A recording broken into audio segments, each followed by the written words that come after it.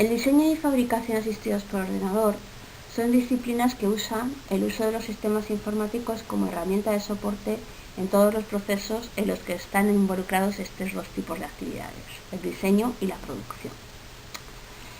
En esta tercera revolución industrial, la que estamos viviendo, se caracteriza por una automatización de todos los sistemas productivos y no productivos, con lo cual pues una de las actividades que se han hecho y que se están desarrollando actualmente es la automatización de los procesos.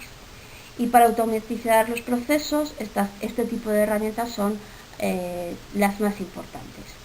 Se habla, por tanto, de una gestión integrada por ordenador en todo lo que sería el propio proceso productivo y de diseño.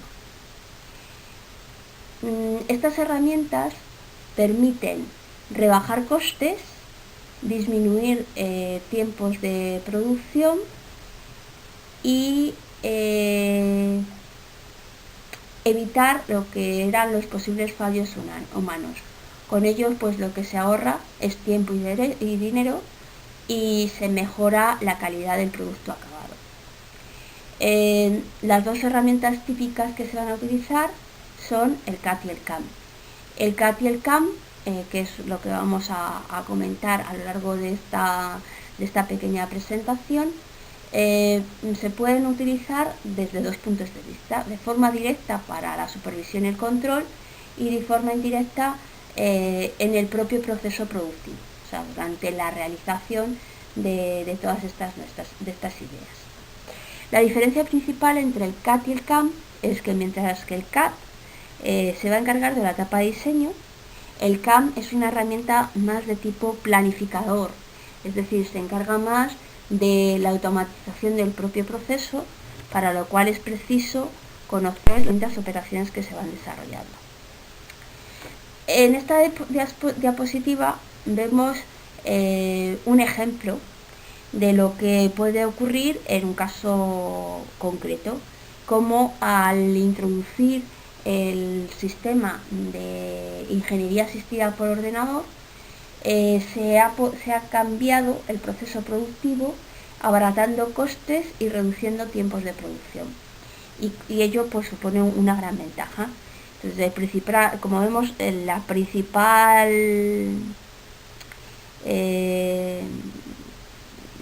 diferencia entre el método que se utilizaba anteriormente, el método tradicional, y la introducción del proceso CAD se estriba principalmente en la parte de diseño, ¿no?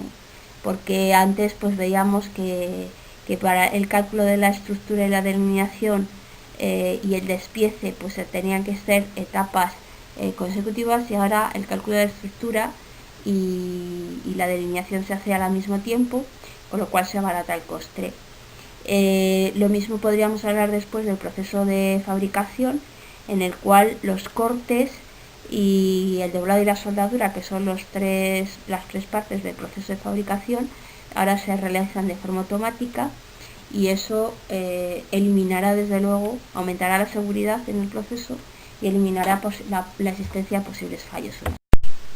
Bueno, en general, cualquier proceso en el cual están involucrados el diseño y la producción se suele elaborar en esas dos etapas. O sea, tenemos una primera parte, que es un proceso de diseño, y una segunda parte, que es un proceso de fabricación.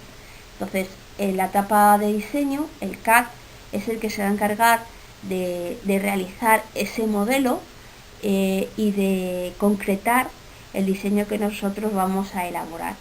Para ello, pues tiene que ver cuáles son los requisitos y las especificaciones del diseño, y con ello elaborar un primer modelo.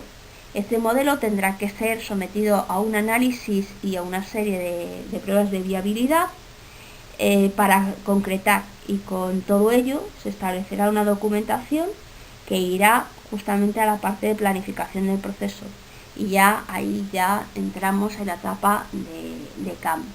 Y ahí la parte de planificación de procesos, lo que vemos es principalmente qué materiales y qué herramientas vamos a necesitar para realizar dicho proceso, y un exhaustivo control de las distintas herramientas mediante sistemas o programas de control numérico, por ejemplo.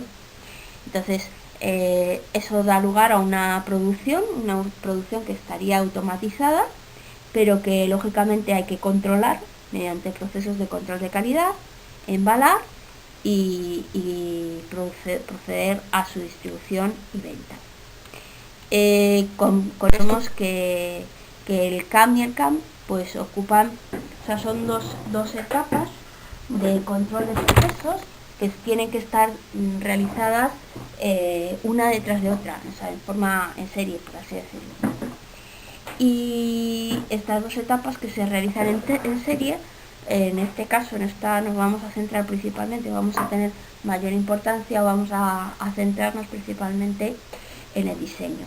Entonces, el diseño vemos que en principio son una serie de etapas que se pueden organizar de forma cíclica, en la cual el diseño tiene que ser capaz de cumplir las especificaciones que nos establezca el fabricante, y hasta que no se cumpla, pues vamos a estar rediseñando la solución que nosotros tengamos en nuestra cabeza. Nuestra idea la tendremos que rediseñar tantas veces como sea necesario hasta que cumpla los requisitos del fabricante. Cuando estos requisitos se han cumplido, se elabora una documentación y se pasa a la segunda etapa, que es el proceso CAM. Entonces es importante en la etapa de diseño establecer el modelo, analizar ese diseño y optimizar el diseño para que su evaluación sea positiva y se elaboren documentación del mismo. Esto mismo es lo que tenemos aquí representado.